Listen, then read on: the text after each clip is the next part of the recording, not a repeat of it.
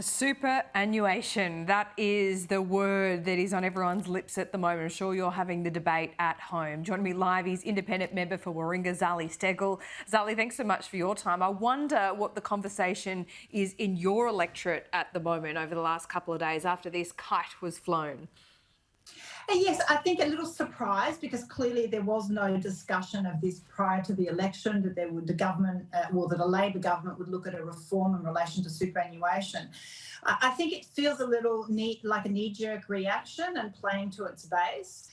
What I would really like to see is a generational audit of our tax system, so we can really analyse which generations are advantaged or disadvantaged by it, and then have a clear policy framework around how you address that.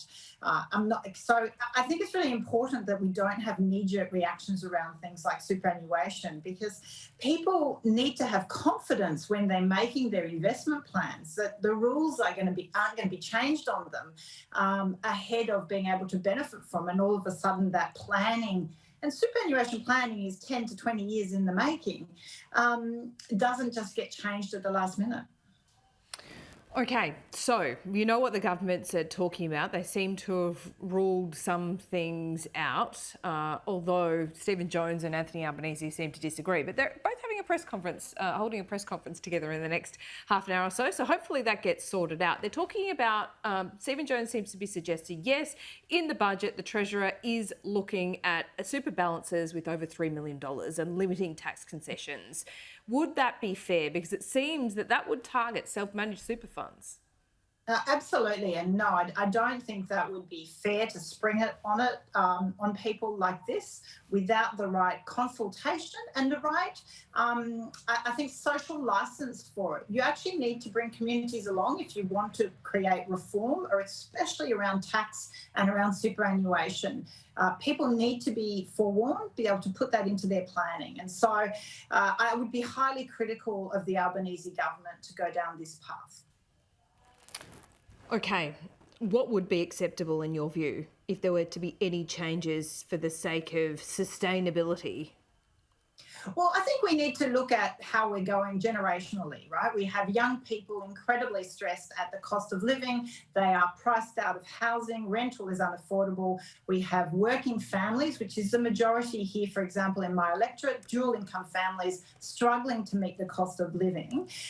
So we need to look at our tax system as a whole. Is it fit for purpose? Is it delivering the results it needs? And is it, I guess, fair across generations? I don't have a problem with that. And most people I talk to say that as well.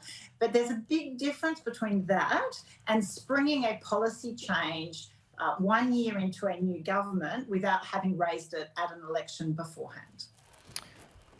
Okay, well, what would your constituents, what would be the reaction if they did start to tinker at the high end? It only affects 36,000 people, but I imagine a lot of those people would be in your electorate.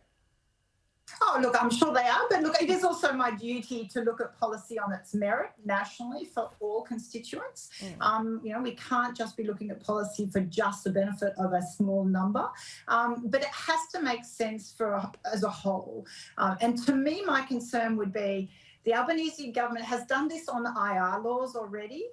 We started with sort of small measured reforms that had consensus from Business Council to unions, and then it went that step further and they pushed that through Parliament without the kind of level of support and consultation that would have been good. I'm seeing the same thing evolve on this superannuation proposal, and I think I would be opposed to it. I think we do need to look at our system of revenue. We have got record level of debt, so we can't ignore that problem, but I just don't think knee-jerk policy reactions from an Albanese government, I think really to go to its base, picking at the high income or high net worth individuals as that way of going about it. One final question here. The Australian is carrying a story today that Anthony Albanese has been warned it would be the height of hypocrisy to look at this high end and to tighten these concessions, given he can claim about $400,000 a year when he retires. Would you agree with that?